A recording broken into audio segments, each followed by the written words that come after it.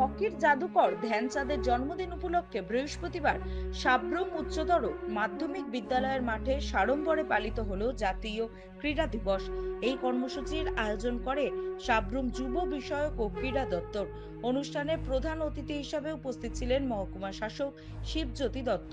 পাশাপাশি ছিলেন সাব্রুম নগর পঞ্চায়েতের ভাইস চেয়ারপারসন দীপক দাস, প্রাক্তন চেয়ারপারসন শান্তিপ্রিয় ভৌমিক, বিদ্যালয়ের পরিদর্শক জার্নাং মগ, বিশিষ্ট সমাজসেবী তাপস লোধ, গৌতম ত্রিপুরা সহ মহকুমার একাধিক গুণীজন। অতিথিরা ধ্যানচাঁদের প্রতিকৃতিতে শ্রদ্ধাঞ্জলি নিবেদন করে দিনের সূচনা করেন। উপস্থিত বক্তারা ভারতীয় হকির ইতিহাসে ধ্যানচাঁদের অবদান তুলে ধরেন। বক্তাদের মতে তার জন্মদিনকে জাতীয় ক্রীড়া দিবস হিসাবে পালনের মধ্যে দিয়ে নতুন প্রজন্মকে ক্রীড়ার প্রতি অনুপ্রাণিত করা সম্ভব। এদিন মহকুমার বিভিন্ন বিদ্যালয়ের ছাত্রছাত্রীরা যোগা প্রদর্শন করে, যা দর্শকদের মুগ্ধ করেছে।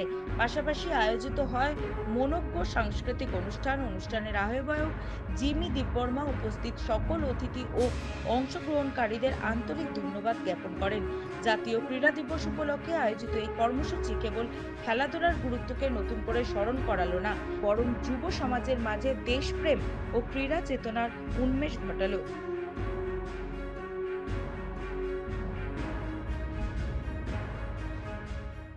নমস্কার সবাইকে।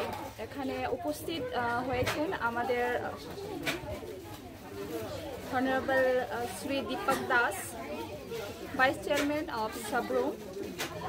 তারপর উপস্থিত হয়েছেন শ্রী শিবজ্যোতি দত্ত, এসসিএম সাব্রুম, এবং অন্যান্য আরও উপস্থিত এখানে হয়েছে। আর আমাদের এই অনুষ্ঠানটা পালিত হচ্ছে ন্যাশনাল স্পোর্টস ডে হিসেবে, আর তা 3 দিন ব্যাপী চলবে।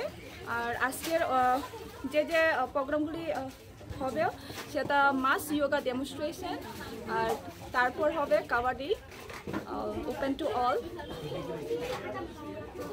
এখানে উপস্থিত সবাইকে আমি শুভেচ্ছা জানাচ্ছি। আর আগামী দিনেও আমাদের যে কম্পিটিশনসগুলো হবে ওপেন টু অল হবে, সেটাও আর ওটা হবে ভলিবল আর টাগ অফ ওয়ার। আর তারপর তৃতীয় দিনে হবে আমাদের সাইকেল রেডি।